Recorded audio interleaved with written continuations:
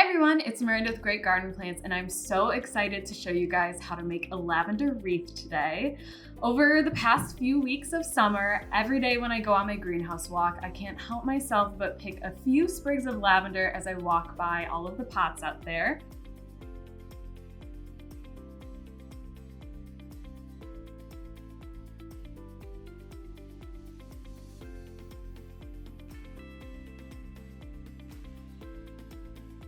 And then I dry them all at my desk. And now that it's been a few months, all of my bunches of lavender are dry, which makes them perfect for wreath making. Thankfully, there aren't many materials that you'll need to make a lavender wreath. The first one is a wreath form or a frame. This one we just got from Michael's. You need some floral wire. Here are some pre-cut pieces that I have laid out, or you can just get a big roll of it. They're pretty cheap. And then what you'll need the most of is actual lavender.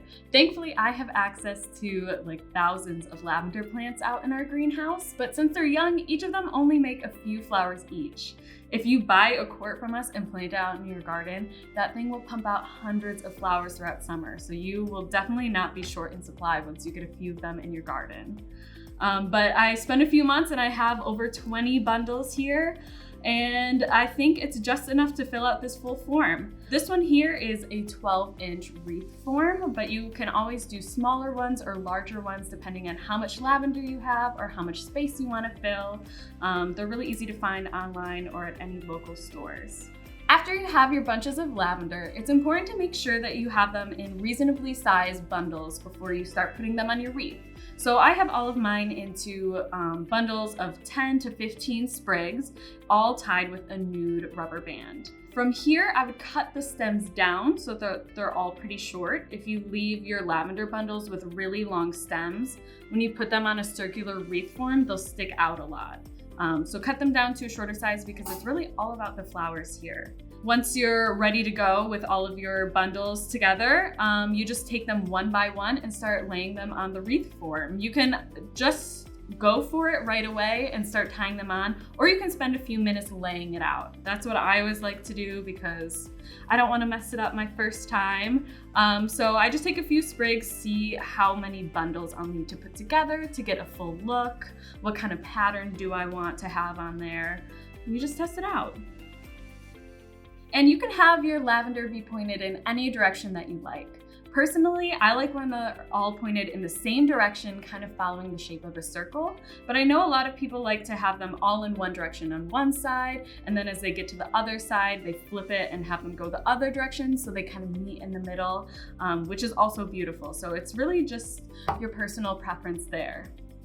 Okay, so now that I kind of have an idea of my form and my shaping and pattern here, it's time to start tying them on. So I'll start with my first bundle and some wire that I already cut off of the wire bundle here, and you lay on the frame. So I decided that my first one's gonna be in the center of the wire ring, and then I'll tie it on from there.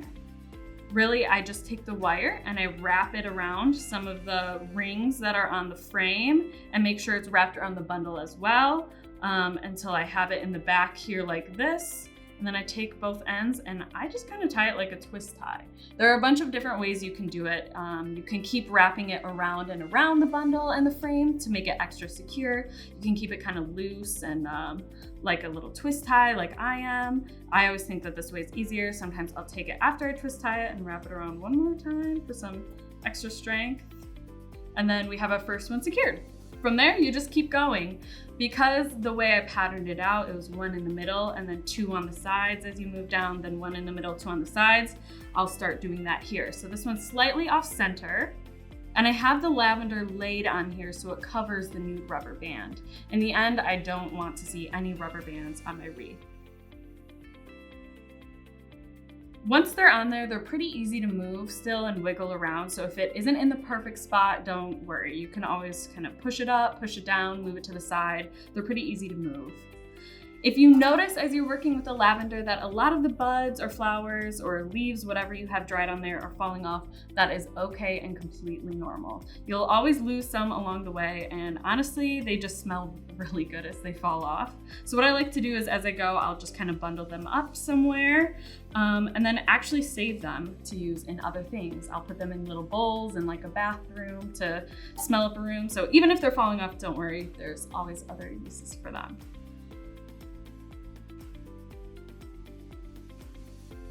We have tons of different lavender varieties on GGP. I think we're somewhere around 14 different ones right now.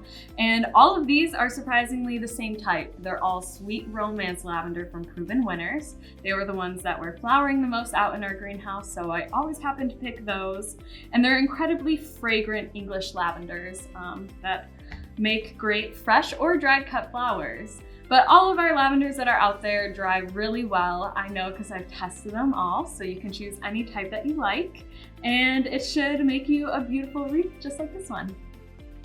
Thank you for joining me in making this wreath. I really hope you have the chance to make one of your own because it's so fun. If you have any questions on how to make one or any questions about gardening in general, feel free to reach out to us at info@greatgardenplants.com or message or follow us on social media. We're always happy to help.